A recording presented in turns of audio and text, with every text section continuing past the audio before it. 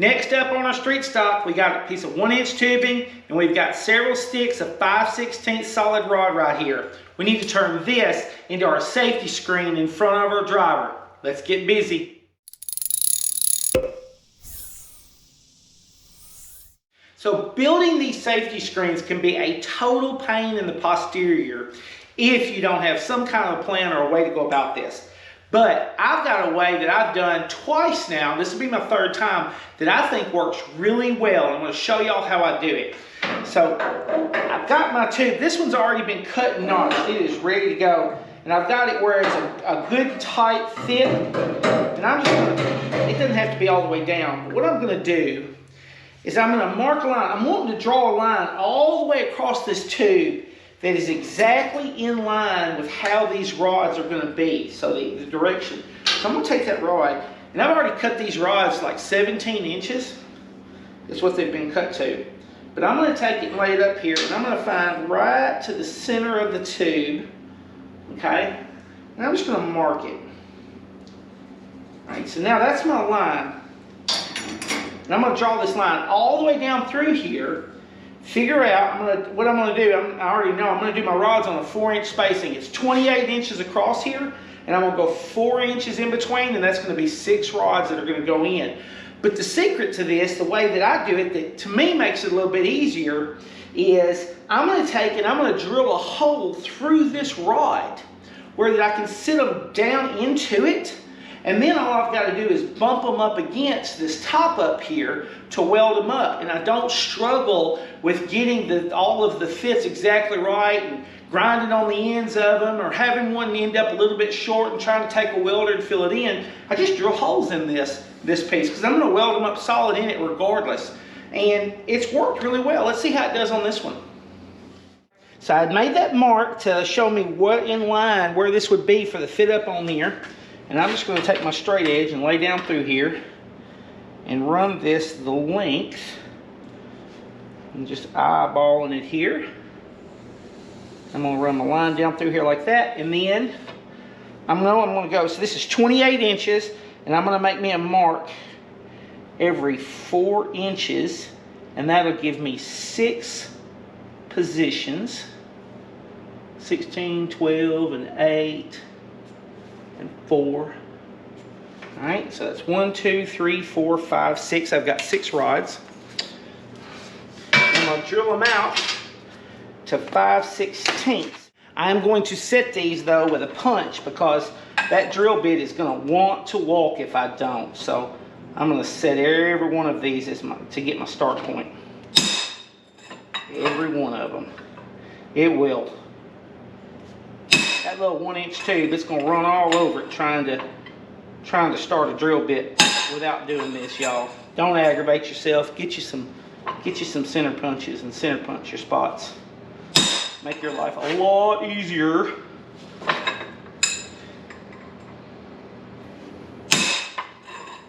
Doesn't take a lot. Let's drill it.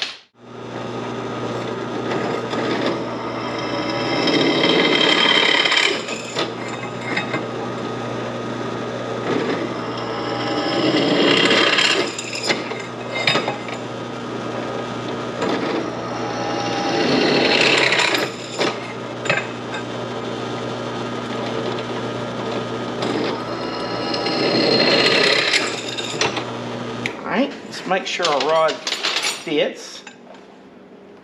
Oh yeah. All right, so we got all our holes drilled and everything. Make sure I put it in the right orientation. I think that's right. Yeah, I believe so. No, it goes the other way. Yeah, goes this way. I'm just going to use a 3/4 inch block here in order to set. I think I can get it this low.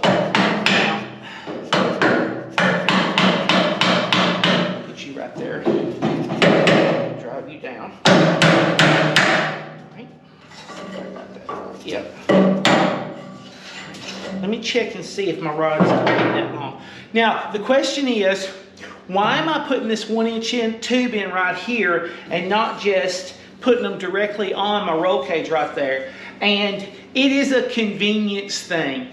It is a lot easier for me to have the decking just slide through here and be able to bolt the decking down, you know, on one side or the other of this.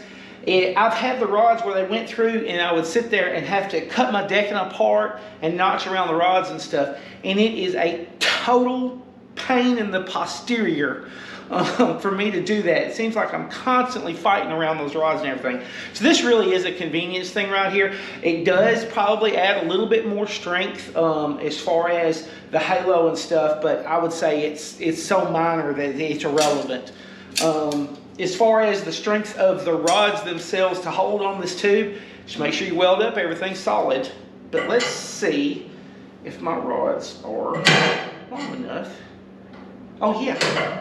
And see, they can just sit in the hole. So by it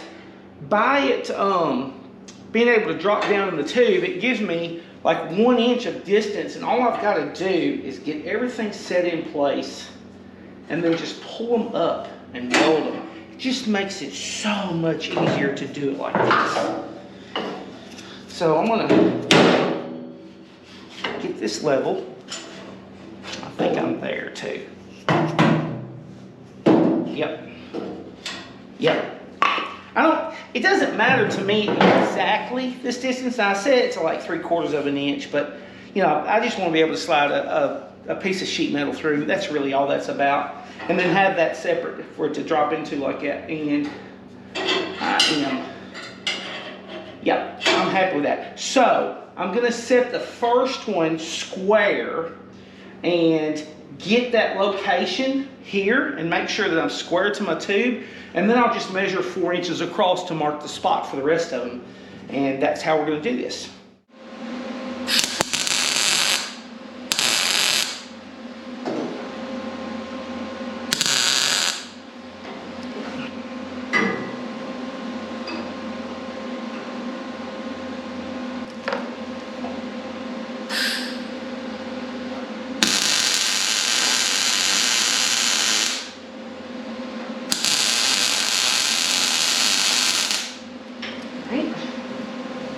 So that's good.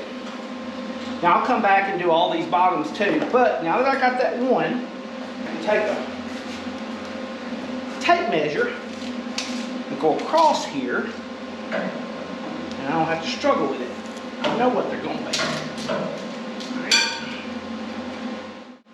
All right, so the next I'm going to do is the one on the far end.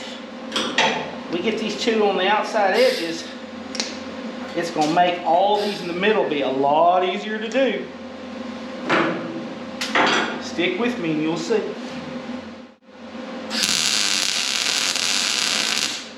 That's enough for now. Okay. Now it's going to get more fun. Let's make this easier on ourselves. Taking a piece of tube in here. It wouldn't matter, just anything. It's just main thing, make sure it's straight. The two outside edges. Bet y'all already figured out where this is. Alright, come on. Alright, there's one.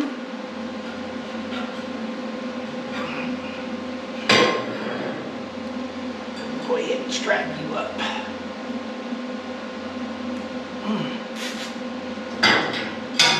Alright, here's the other one. Okay.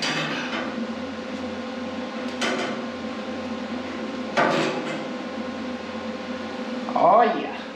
Now we got us a guide. Now all we gotta do is lay them in there and push them up. We are golden.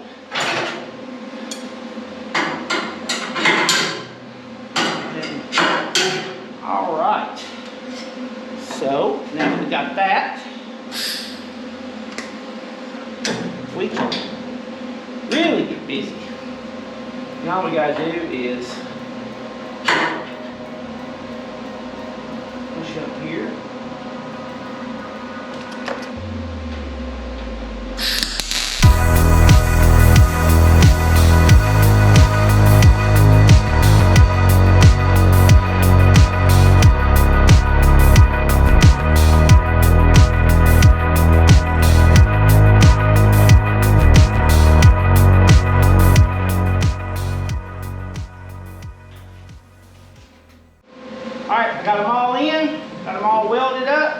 looks great. I got one more bar here I had left out. And I had not originally intended for this bar right here, but I just wasn't happy with the way this worked out right here. And I thought, you know, I'm going to put a dog leg in here, and it's like, well, if I put a dog leg here, I need to come on across with it.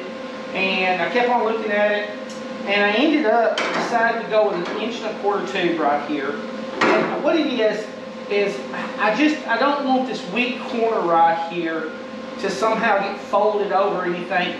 Structurally, I know it can't collapse in, but if I roll the car over, I'm going to end up having to replace the halo just because I might bend this down or something. And anyway, so I went with 1¼ inch 083, so not a huge weight add right here. It is going to give me just a little bit more safety on closing up my opening, but at the same time, it makes me have to take the top of my halo or the top of my full containment seat. It's going to make me have to unbolt it to put the seat in. So I realized this quite a while back, but I've been waiting until I knew I was done in the cockpit, climbing in and out, putting the seat in, testing things. And I am done because we are ready for paint. So I'm going to get this, I've already fitted up. I'm going to get this sucker up on here. And it is ready to go. I can get it to lay like I fit it.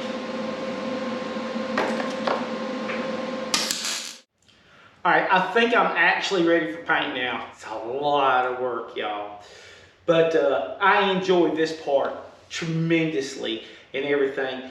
1 year to the point of getting ready for paint, but now that's been mixed in with me racing and then also being out of commission for a couple of months because of my shoulder and everything. But yeah, I'm like 11 and a half months right now from the time I started the channel, which is when I started this build.